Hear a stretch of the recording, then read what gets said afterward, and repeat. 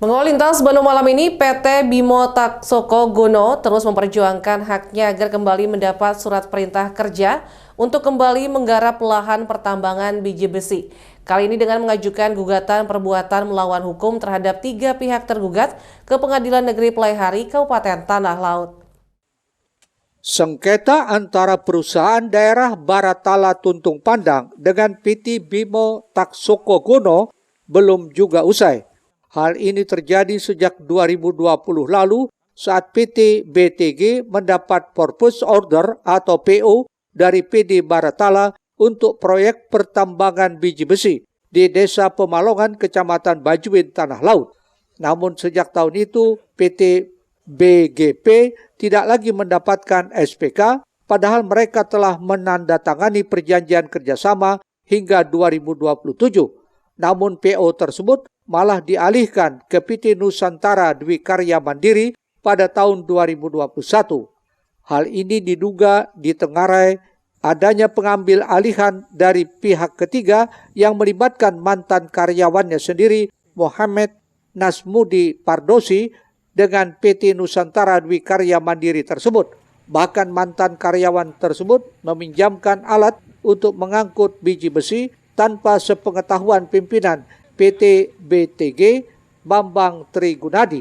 Atas hal tersebut, kuasa hukum PT BTG Isai Panantulu Nyapil bersama Direktur PT BTG Bambang Trigunadi dalam keterangan persnya Senin 25 Agustus melihat ada perbuatan melawan hukum yang diduga dilakukan oleh 3 pihak tersebut. Gugatan ini meminta kompensasi atas kerugian yang dialami serta penegakan hak hukum terkait kepemilikan lahan dan izin pertambangan yang sah. Untuk itu Pengadilan Negeri Pelaihari diharapkan dapat memberikan putusan yang adil dan menyelesaikan sengketa ini dengan tepat. Saya kenapa tidak melibatkan ini? Kami tidak melibatkan Pemkab Kabupaten Tanah Laut karena apa? Kami menduga ini adalah perbuatan oknum-oknum dari PD Baratala tersebut, sehingga kami hanya mempermasalahkan PD Baratala sebagai tergugat 1, PT Namsam Nusantara Karya Mandiri itu tergugat 2, dan pribadinya Muhammad Nasmudi itu juga tergugat 3. Cuma hanya itu kita akan sampaikan perbuatan melawan hukum yang mereka lakukan. Nah, terhadap kelanjutannya tersebut, misalkan itu adalah perbuatan pidana, kami akan proses dulu, kami akan mempelajari terlebih dahulu apa-apa yang mereka akan lakukan sambil kami melakukan upaya hukum ini sampai selesai dulu.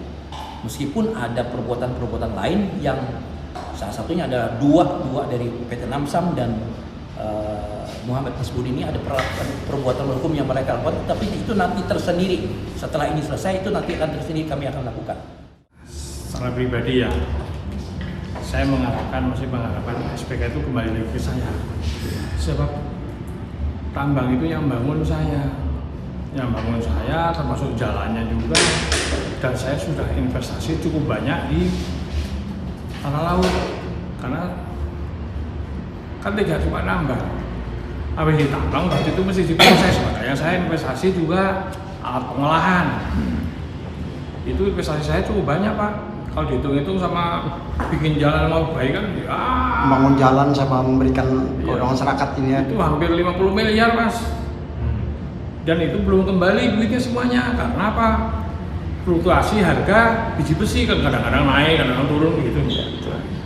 Dan ada tambahan sedikit, keinginan masyarakat supaya PT Bimo tetap mengerjakan tambang tersebut adalah ketika PT Bimo bekerja, masyarakat dilibatkan, masyarakat mendapat CSR, masyarakat dilibatkan dalam pekerjaan, ikut bekerja, dan masyarakat ada kesepakatan antara PT Bimo, kemudian hari itu akan dikembalikan lahan tersebut kepada masyarakat.